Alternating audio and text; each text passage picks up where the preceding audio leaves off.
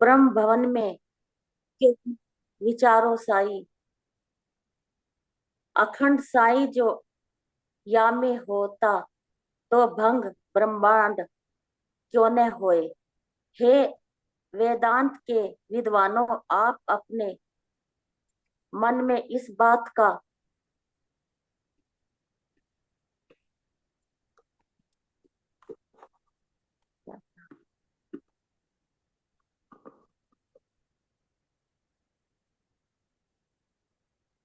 विचार क्यों नहीं करते कि भला काल का क्या सामर्थ्य है जो ब्रह्मपुरी में प्रवेश करे। यदि इस नश्वर जगत के कण कण में ब्रह्म विराजमान होता, तो कभी भी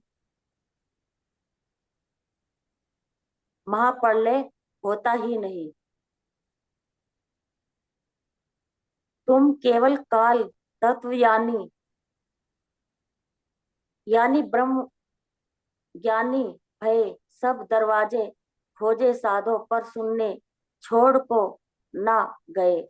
हे संत जनों, आपने काल तत्व का ही ज्ञान प्राप्त करके ब्रह्म ज्ञानी होने का दावा कर दिया है। आपने उस पर ब्रह्म को पाने के लिए अनेक मार्गों का अनुसरण किया, लेकिन कोई भी निराकार को पार करके आगे नहीं जा सका।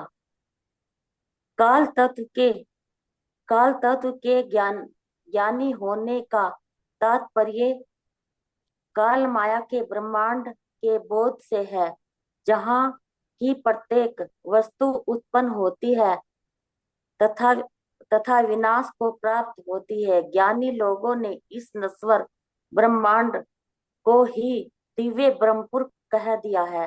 दिव्य ब्रह्मपुरे ही एस वयो वयोमनी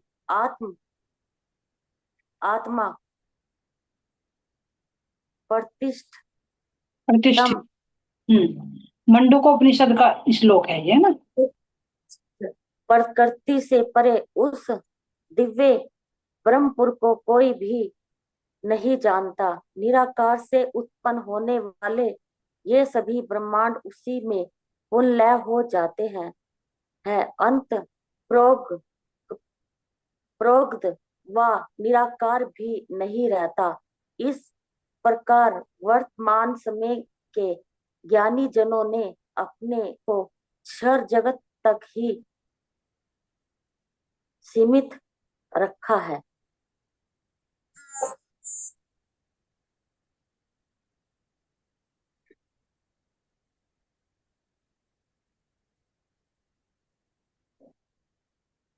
प्रणाम जी। 28 से पहले तारतम मंत्र नहीं आया, तो जो भी ऋषि मुनि थे, जो भी तप कर रहे थे, जो भी ज्ञानी जन थे, उन सबको सुनने निराकार तक की खबर थी, उससे आगे की नहीं थी। तो उन्होंने इसी में ब्रह्म को पा लिया था, 14 लोगों के अंदर ही, सुनने निराकार तक ही।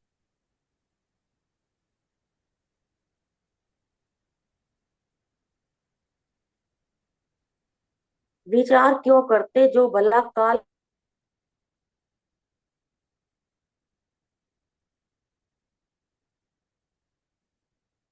मतलब इससे आगे कोई भी प्रवेश नहीं कर पाया। सुनने निराकार से आगे किसी को वहां तक का ज्ञान नहीं था।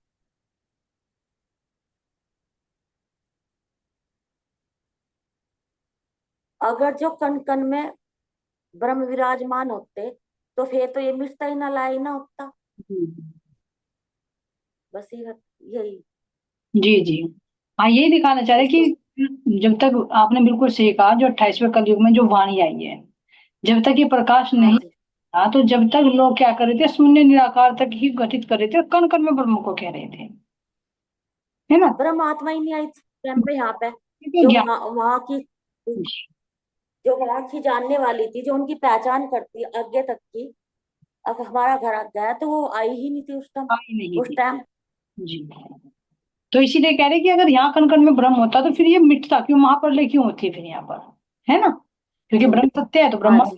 होना चाहिए था। तो इसी को बता रहे कि तुमने काल तत्व की तो पहचान की, ज्ञानी हो गए क्या काल की पहचान करके, लेकिन शून्य निराकार से परे तुम नहीं पहुंच पाए। ये महाराज जी हमें बताना चाहिए। और जो कह भी देते हैं कि दिव्य ब्रह्मपुर में, तो इसी शरीर के अंदर घटित कर देते हैं, जो मंडूकोपनिषद का दिया ना अभी आपने बोला, दिव्य ब्रह्मपुरे ही ऐसा व्योमनी आत्मा प्रतिष्ठित। यानी मंडूकोपनिषद में जो शब्द कहा गया है, जो श्लोक, तो कहा कि ये जो हमारा चेतना है, इसके अंदर जो जीव है इस शरीर के अंदर, ये ही ब्रह्म है। तो इसलिए कहते कण कण में ब्रह्म। महाराज जी। लेकिन ये जो संकेत है ये परम धाम के लिए, जिसको कह रहे महाराज जी की कोई पार ही नहीं पा जा सकता उसको। जो आपने अभी कहा ना कि जब ब्रह्मात्मा ही नहीं आई थी, तो वाणी किसके लिए आती है यार, दूसरों को पता कैसे चलता, अपने घर की बात अपने आप को ही तो पता लगता है। जी। तो ये महाराज जी बता रहे इसमें कि निराकार को ही ब्रह्म कहने वाले ये नहीं समझते कि इस ब्रह्मांड का फिर लय क्यों होता है, जब अगर इसमें ही ब्रह्म होता। तो ब्रह्म इससे परे है, तीन ब्रह्मांड दो सिंह। ठीक है, बहुत बहुत धन्यवाद।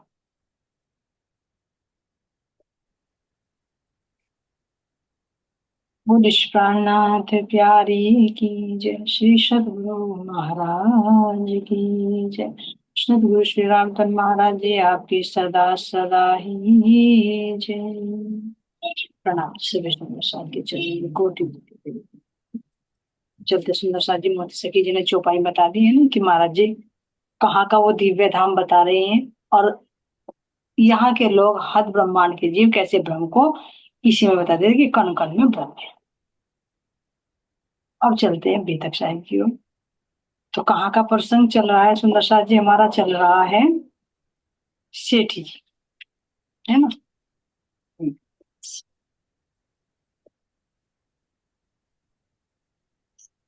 कृष्णा कुमारी जी और इनके पति सेठी जी, महाराज बता रहे कि किस तरह से हम सावन के महीने में बीतक सुनने के लिए गए।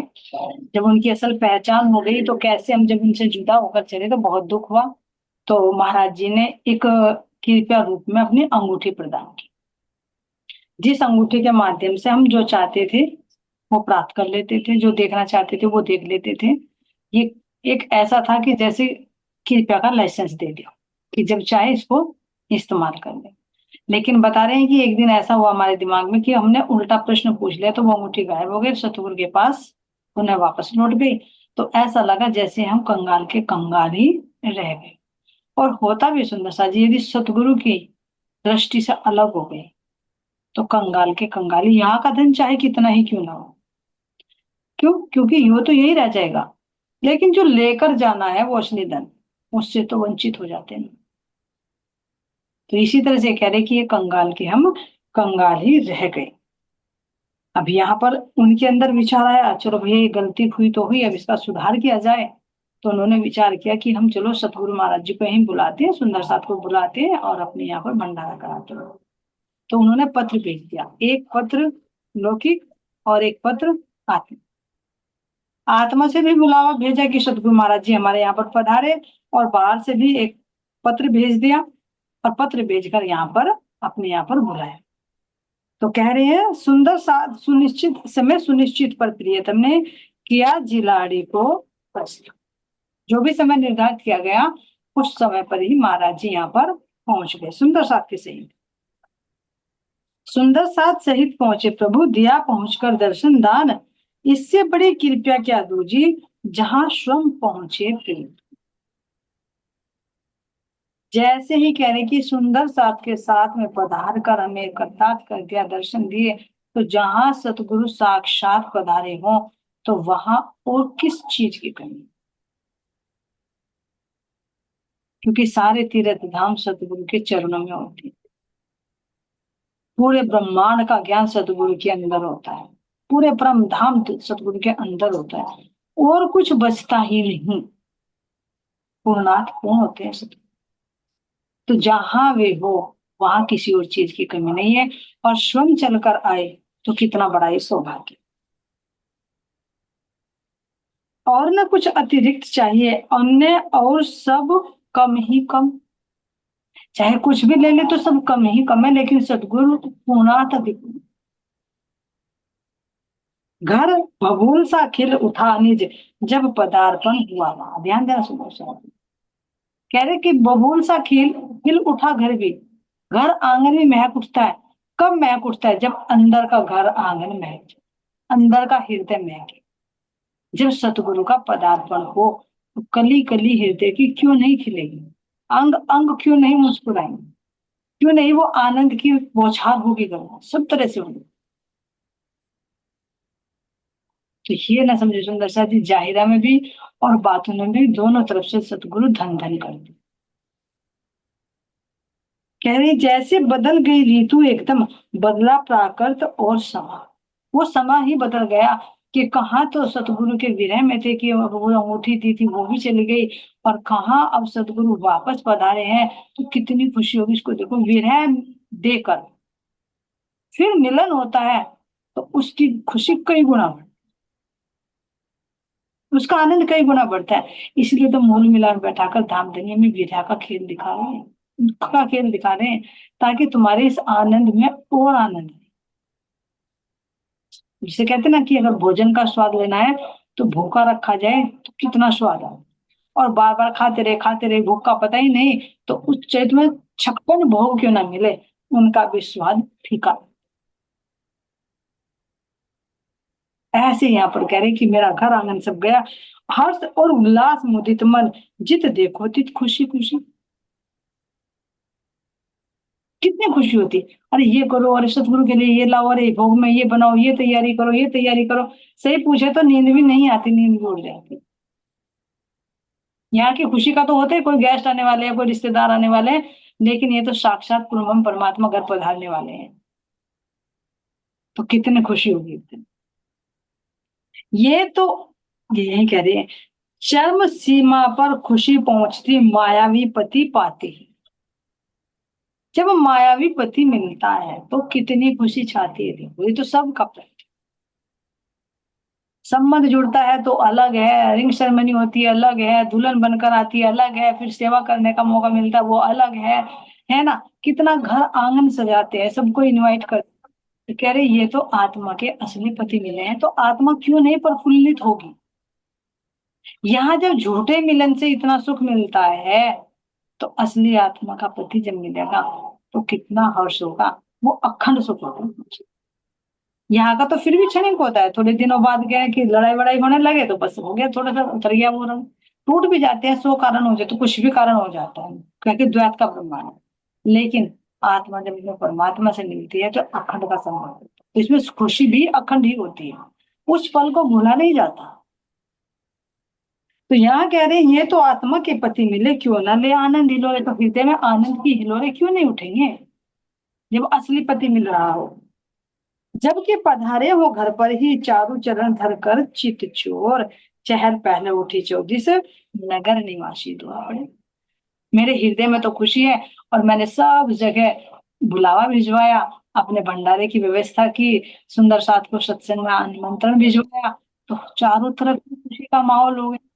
सब पूछे भाई इनके सतगुरु आने वाले हैं, इनके यहाँ सत्संग होने वाला है, इनके यहाँ भंडारा होने वाला है, तो कह रहे चारों दिशाओं में से खुशी खुशी है। और लोगों की फिर भीड़ भी लगने लगी सतगुरु के दर्शन के लिए कि भाई चले तो। और जैसे ही सतगुरु महाराज जी ने कह रहे कि सत्संग शुरू किया, तो ऐसे गहरे गहरे विषय पकड़ पकड़ कर चर्चा सुनाई कि लोग एक टक बिना बोले बिना होठ हिलाए सुनते हैं। कितनी मनमोहनी, कितनी चित्त को हरने वाली, रस भरी और सार भरी वाणी चर्चा। देखिए क्यों, क्योंकि पूरी वाणी उनके हृदय में समाई थी, और उनको पता है कि सामने वाले के सामने, किसके सामने कैसी चर्चा करेंगे। ये नहीं कि सामने बैठा बिल्कुल सुसुप्ति जी और तुम राज्य के हृदय की बातें करने लगे तो नहीं सुन पाएंगे। यानी जो जिस लेवल का सुनने वाला बैठा है उसी लेवल का सुनाते हैं। तो कह रहे कि ऐसे ऐसे पर्सन जो सबकी समझ में आ जाते, और जब समझ में आ जाते तो किसी का होती नहीं हिलता कुछ प्रश्न पूछने के लिए, क्योंकि शंका का समाधान अपने आप ही हो जाता। और विशेष बात बता रहे हैं कि जब महाराज जी चर्चा करते तो किसी प्रसंग को अधूरा नहीं छोड़ते, उसको पूरा विस्तार से बताता। अब देखो इसमें कितने विषय होंगे सुंदर सा। अपने शरीर का भी होगा, इस जीव का भी होगा, इस संसार की रचना का भी होगा, कैसे बनती है, बेहद मंडल का भी होगा, हमारे ब्रजराज की लीलाओं का भी होगा, हमारे परमधाम का भी होगा, इश्क रब्द का भी होगा, श्री कृष्ण की तिरह लीला का भी होगा, परमधाम के 25 पक्षों का भी होगा, और असल में उनके असली दीदार का भी होगा, राज्य के दिल की बातें। यानी कोई सा भी ऐसा प्रसंग नहीं छोड़ा कि कुछ बच जाए। इतनी क्लियरिटी, इतनी स्पष्टता से, इतने प्रेम भरे शब्दों में महाराज जी ने चर्चा की कि लोग सुनकर दंग रह गए। अरे आज तक तो ऐसी चर्चा सुनी ही नहीं। ऐसी बात तो हमने सुनी नहीं जो कह रहे कि कभी सुनी ही नहीं, कानों सो मेहर मगज खोदत, जो कि कानों ना सुने। जो कभी कानों से नहीं सुनी, वो मगज की वो सार भरी बातें शास्त्रों के गुव्वे रहस्य खोल खोल कर समझाते, तो सुन सुनकर लोगों की दिन प्रतिदिन भीड़ बढ़ने। और कुछ ऐसा स्थान भी ऐसा ही, पहाड़ी इलाका सा, तो उनकी वृद्धि ज्यादा होती है वहां पर, अधिकता। तो कह रहे यहाँ पर वक्ता और प्रवक्ता सबने सुना न, लेकिन होठ न। चाहे बड़े से बड़ा वक्ता हो, चाहे उनकी अनति करने वाला प्रवक्ता हो, है ना, किसी का भी होठ नहीं हिला सतगुरु महाराज जी की चर्चा को सुनकर। होठ हिलने का मतलब किसी के अंदर ये अधूरापन नहीं रहा, भैया इसका प्रश्न तो हम पूछ ले, उसका समाधान स्वतः ही हो जाता। बड़ी सरल बोली थी उनकी, सत्य और असत्य जचाती। इतने सरल भाषा में, कोई कठिन नहीं, सुंदर सा। जैसे सुंदर साथ होते हैं, भोले भाले होते हैं, पढ़े लिखे कम होते हैं, तो शास्त्रीय भाषा को नहीं समझ पाते। तो महाराज जी बड़ी सरल भाषा में, देहाती भाषा में, जिसे कहते हैं ना कि महाराज जी बो कहकर, है ना, बिल्कुल सरल भाषा में ऐसे समझाते कि समझकर सत्य और असत्य दोनों का निरूपण होगा। ये सरल तरीका सुन। एक तो महाराज जी ने शास्त्रीय बाग के अंदर से वो गहरे गहरे जो छिपे हुए भेद थे उनको निकाल कर वाणी में रख दिया, बहुत सरल करके। नहीं तो संस्कृत के श्लोकों को पढ़कर तो कह रहे एक शब्द 12 12 मात्रा के शब्द अलग अलग अर्थ है, कैसे समझते हैं। अभी जैसे दिव्य ब्रह्म पूरे हम बता रहे, तो यही घटित कर दिया कि यही है ब्रह्म, इसके अंदर ही जो आत्म चेतना है यही ब्रह्म है। ये शरीर क्षर है, ये अक्षर है, और उसके अंदर जो जिसका ये अंश है नारायण का, वो अक्षर है। तो इतने गहरे गहरे रहस्यों को खोलकर वाणी में रख दिया, और वाणी को भी नहीं समझ पा रहे, तो स्वयं किसी न किसी रूह के ऊपर बैठकर अति सरल भाषा में, उन्हीं की भाषा में उनको समझे कि भाई ऐसे नहीं, ये सत्य है और वो असत्य।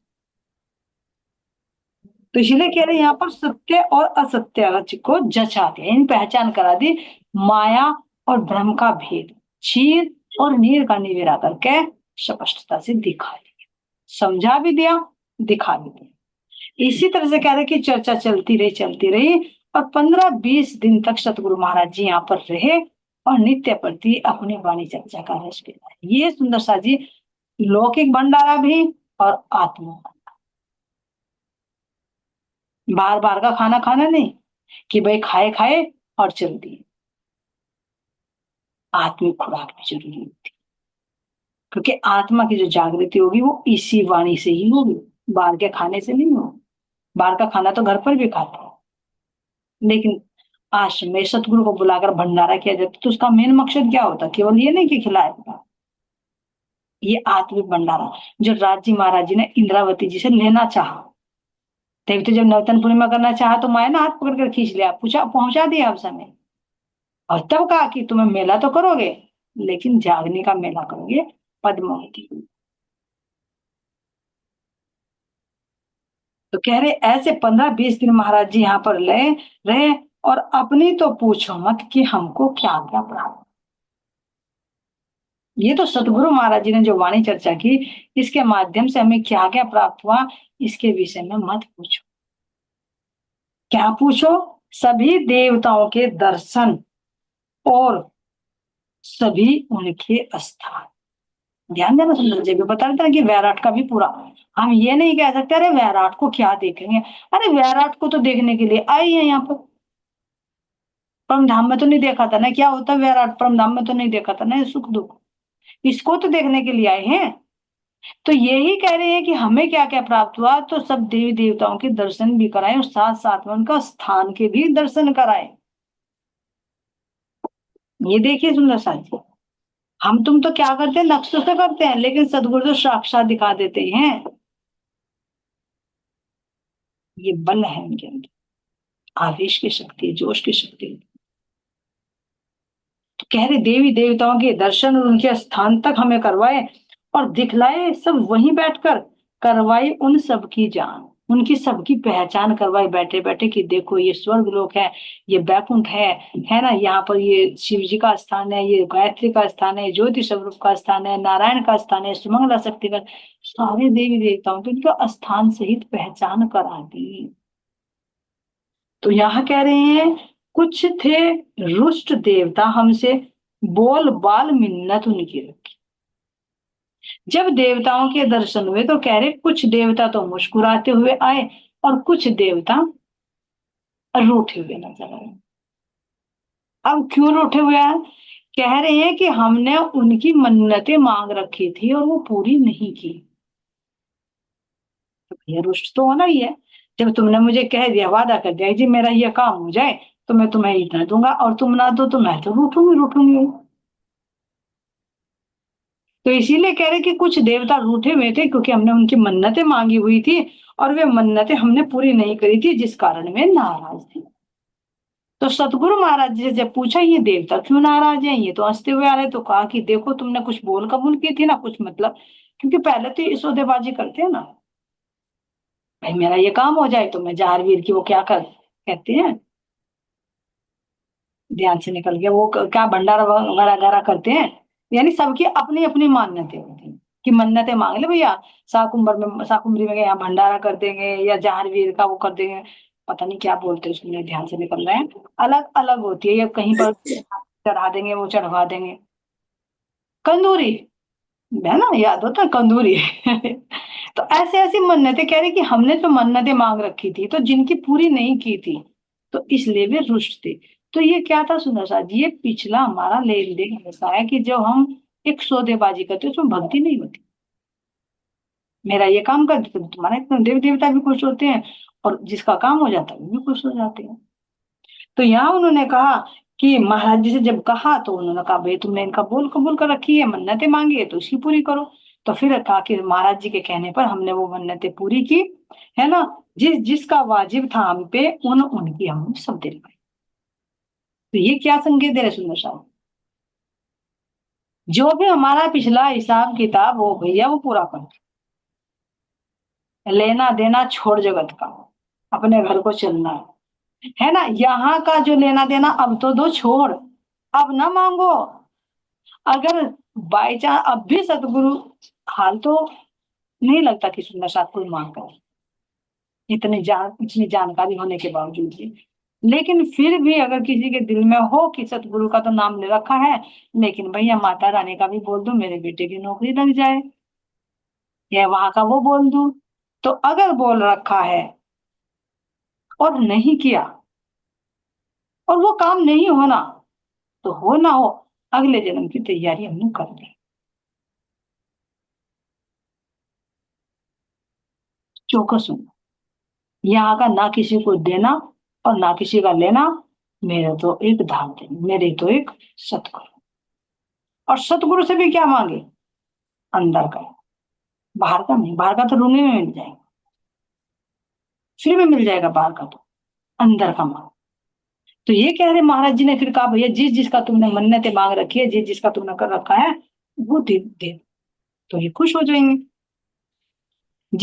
हम उन देवों को देकर राज और भी दिया मुझे, वे उऋण, जो ऋण था देवताओं का हमारे ऊपर उसको देकर हम उऋण हो गए, राज और भी दिया मुझे, और भी बताया 3 जन्म से कृष्णा सेठी बोले तुम पति पत्नी थे, हालांकि 3 जन्म से तुम पति पत्नी थे, साथ रहे हो इसी तरह से आगे भी कोशिश रखना, फर्क ना आवे प्रेम नेम में सब विध सावधान रहे।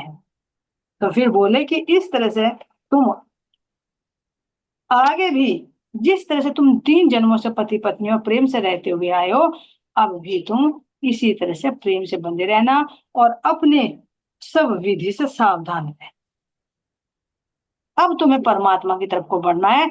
यहाँ की मन्नतें मांग मांग कर इनमें तुम्हें फंसना नहीं, और ना ही तुम्हें आपस में झगड़ा करना है। ये भी सुंदर सा संदेश। साथ हो इसी तरह से आगे भी कोशिश रखना। जैसे तुम 3 जन्मों से पति पत्नी हो, तुम्हारे अंदर प्रेम बना हुआ है, तो अब भी तुम उसी प्रेम से रहे। तो यहाँ ये नहीं कह रहे कि पति पत्नी आपस में झगड़ते रहो, सामंजस्य करके चलो। क्यों? क्योंकि हम, हो सकता है मेरी परम धाम की सखी मेरे पति के रूप में हो, पता नहीं कौन किस रूप में यहाँ खेल है, नाटक चल रहा है, लेकिन परम धाम में तो हम आत्मा ही हैं। तो अगर यहाँ पत्नी सब आ गई बनकर, या पति आ गया और यहाँ लड़ते झगड़ते, तो जरूर कहेगी कि वहां तो कह रही थी इतना प्यार करती हूँ, और यहाँ मैं तेरी पत्नी बन गई तो तू मुझे दिन रात मारता है। उसको मूल को ध्यान में रखे और परम धाम की दृष्टि रखकर ही वो संबंध निभाए। सर पर हाथ हमारे रखा, वर दे करके किया नियम। इस तरह से सतगुरु महाराज जी ने फिर हमारे सिर पर हाथ रखा और हाथ रखकर निहाल कर दिया। अगर बकसते कृपया न सतगुरु तो कंगालों के कंगाल। अगर सतगुरु महाराज जी कृपया ना करते तो हम तो कंगाल के कंगाल ही थे, ना तो अंदर का और ना ही बाहर का। इनका भी हद बेहद लांघे, पहुंच जाए छर अक्षर पार। अगर कनखियों भी करते टुक, एक इशारा मिल सरकार। यदि सतगुरु का एक इशारा हो जाए तो कह रहे हैं कि तिनका भी हद और बेहद को लांघ सकता है। तिनका क्या है? ये जीव। अगर सतगुरु की दृष्टि पड़ जाए, सतगुरु की कृपया हो जाए, तो ये जीव भी इस 14 लोक ब्रह्मांड को छोड़कर शून्य निराकार को लांघ कर, जो भी कह रहे हैं ना, बड़े बड़े मैदांती भी शून्य निराकार को पार नहीं कर पाते, उसको भी लांघ कर कहाँ बेहद मंडल की अखंड वैष्णव में प्रवेश कर सकता है, जहां पर महाविष्णु भी नहीं पहुंच सकते, वहां पहुंच सकता है ये जीव। कब? यदि सतगुरु की कृपा हो जाए, उनकी दृष्टि पड़ जाए। गए देखते चमत्कार पर चमत्कार, सतगुरु द्वारा खुले बहुत क्या सारे, खुल गए छिपा हुआ जितना सारा। ऐसे सतगुरु के चमत्कार पर चमत्कार हम देखते चले गए, और जितने भी रहस्य थे अंदर से सतगुरु के हृदय में, वो राज हमारे खुलते ही चले। इस तरह से सतगुरु महाराज जी ने कह रहे हैं कि हमारे घर पर आकर जिलाड़ी में हमें कृतार्थ कर दिया। जो देव देवताओं के बंधन में उलझे हुए थे, उनसे भी हमें उड़ीण कर दिया और अपने संग में। अब आगे कह रहे हैं कि एक घटना और मैं तुम्हें बताती हूँ, जो सतगुरु महाराज जी की हमारे पर हुई है। कह रहे हैं जिलाड़ी में ही जब हमारा घर था, तो सतगुरु महाराज जी वहां पर रह रहे थे। कह रहे हैं मानव उन्हें, अच्छा कितने निकट लगे वो अपने इस घटना से लेना चाह। जो मैं तुम्हें घटना बता रही हूँ, कितने निकट लगे तुम उसको जान लेना, थोड़ा समझने की कोशिश करना। मानव उन्हें समझने वालों, तुम भी इधर ध्यान दे। अगर तुम केवल ये समझ रहे हो कि ये तो सतगुरु है, ये तो एक इंसान है, ये तो कोई संत है या कोई महात्मा है, तो तुम थोड़ा ध्यान से सुन लेना। इनको तुम सामान्य मत समझना, समझो या मत समझो, उनको फर्ज हमारा कहते हैं। भाई तुम समझो या ना समझो, लेकिन हमारा फर्ज है उनकी असलियत को तुम्हारे सामने बयां कर दे। क्या कह रहे हैं कि जो कह रहे कि जो इनके पति थे, तो क्या करते थे? वे ठेकेदारी करते थे जिलाड़ी में, सड़क वड़क बनवाने की। तो एक बार कह रहे हैं कि इन्होंने ऐसे ही वहां पर ठेका लिया हुआ था सड़क बनाने, लेकिन वो पहाड़ी की ऊंचाइयों पर था, तो काम धीरे धीरे चल रहा, क्योंकि मजदूरों को नीचे से पानी ऊपर चढ़ाना पड़ता था, तो टाइम तो लगेगा ही। अब जितना हर एक का ठेका होता है कि तुम्हें इतने समय में ये कार्य पूरा करना है, अब अगर उसमें पानी लाने में ही इतना समय लग रहा है, तो काम निर्धारित समय पर कैसे हो? तो का समय तो पूरा होने वाला था, लेकिन कार्य बहुत अधूरा था। चिंता तो जरूरी है भाई, जो ठेका ले रखा है, तो अब अगला जो मालिक है वो पैसा नहीं देगा। भैया मजदूरों को भी पैसे दिए जाते हैं, तो उन्हें चिंता थी कि नीचे से पानी लेकर ऊपर जाना पड़ता है, तो काम बहुत रुका हुआ है, इसका ठेके का समय हो चुका, तो अब मैं कैसे करूं? कभी कभी बारिश वगैरह पड़ जाती थी तो उनमें भर जाता था गड्ढों में, तो वहां से जल्दी काम कर लेते, लेकिन इस बार बारिश नहीं हुई। तो कह रहे कि एक दिन ऐसे ही मेरे पतिदेव क्या थे, बहुत चिंतित बैठे हुए थे। सतगुरु महाराज जी ने देखा उनको मुख को, पूछा, भाई सेठी आज इतने चिंतित क्यों? अब जो दुखड़ा रोना है, सामने जो बैठे हैं सामने, विश्वास हो चुका है भैया, इधर उधर शिकायत ना करके अगर पूरे पूरे हाई उस पे ही शिकायत करें जो पावरफुल हो। तो उन्होंने बताया कि महाराज जी क्या बताएं, बस बहुत परेशानी चल रही है कि इस सड़क का बनाने का जो ठेका लिया था उसका समय पूरा होने वाला है, लेकिन काम बहुत अभी अधूरा है। तो इसी चिंता में डूबे हुए हैं कि भैया ऐसी देर क्यों हुई, काम समय पे क्यों नहीं किया। कि क्या बताएं महाराज जी, नीचे से जो मजदूर है वो पानी लेकर जाते हैं, और बेचारे आधा समय तो उनका पानी धोने में लग जाता है, फिर आधे में कितना काम खिंचवाए, आधे समय ऐसे ही चला जाता है। तो महाराज जी ने जैसे ही सुना तो कह रहे कि वे चिंतित से होकर बैठ गए, बोले नहीं कुछ, चुपचाप रहे। सोचा कि पूछा तो जरूर, लेकिन ऐसा हुआ कि जैसे इग्नोर कर दिया हो। तो उनको लगा ठीक है भाई, महाराज जी ने सुन तो लिया, लेकिन इससे ज्यादा तो कुछ नहीं कर सकते, पानी धोकर तो ये लाने वाले हैं नहीं, एक भाई लाएंगे। लेकिन महाराज जी की बातों को कौन समझता कि अंदर में उनके क्या चल रहा है। बाहर से हमने उनके सामने अपनी बात रख तो दी, लेकिन उनके अंदर क्या चल रहा है उसको तो हम समय आने पर ही जान पाते, कब उसका वह हमें उत्तर देते हैं। तो कह रहे हैं यहाँ पर कि 3 मील 30 मील से आता पानी सब प्रकार है ना काफी, 30 मील से, ये देखिए 30 मील से पानी लेकर आ जाता है तो तब काम चलता है। तो ऐसे ऐसे काम कैसे चले, ये बात महाराज जी ने सुन तो ली, लेकिन कुछ नहीं बोले। अब जब नहीं बोले तो कह रहे सेठी जी भाई हम कर चल दिए अपने काम धंधे पर। बाद कई घंटों के एक व्यक्ति ने दी आवाज, जब कई घंटे बीत गए एक व्यक्ति ने आवाज दी। क्या कहा? लगा नया ही सर से पांव तक लगा पूछने है महाराज। जब मैंने उस व्यक्ति को पूछा देखा तो सर से पांव तक नया, क्योंकि आए हुए तो थे मेहमान, लेकिन ज्यादा उनसे परिचय नहीं हो पाया, तो मन में ये था कि है तो कोई, लेकिन देखा हुआ नहीं।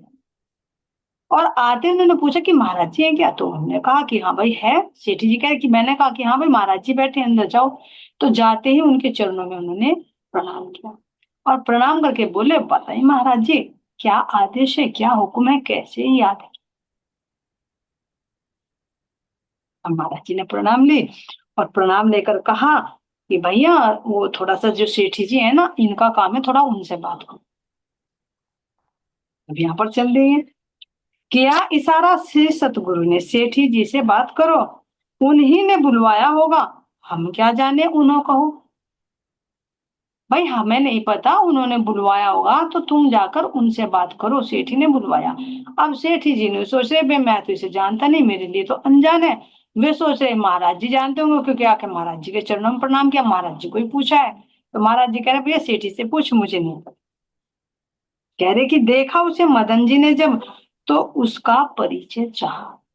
जब महाराज जी ने उसके पास भेजा तो उसने भाई देखो जब अनजान है तो पूछेंगे। तो उन्होंने पूछा मदन जी ने कि भाई आपका नाम क्या है, भाई नाम तो बताओ, आप आए तो हो यहाँ, लेकिन नाम तो बताओ। तो उन्होंने कहा भाई मेरा नाम तो इंदर है। अच्छा भाई इंदर है, आप पूछ रहे हैं कि आप रहते कहाँ हो और क्यों आए हो। अब इतने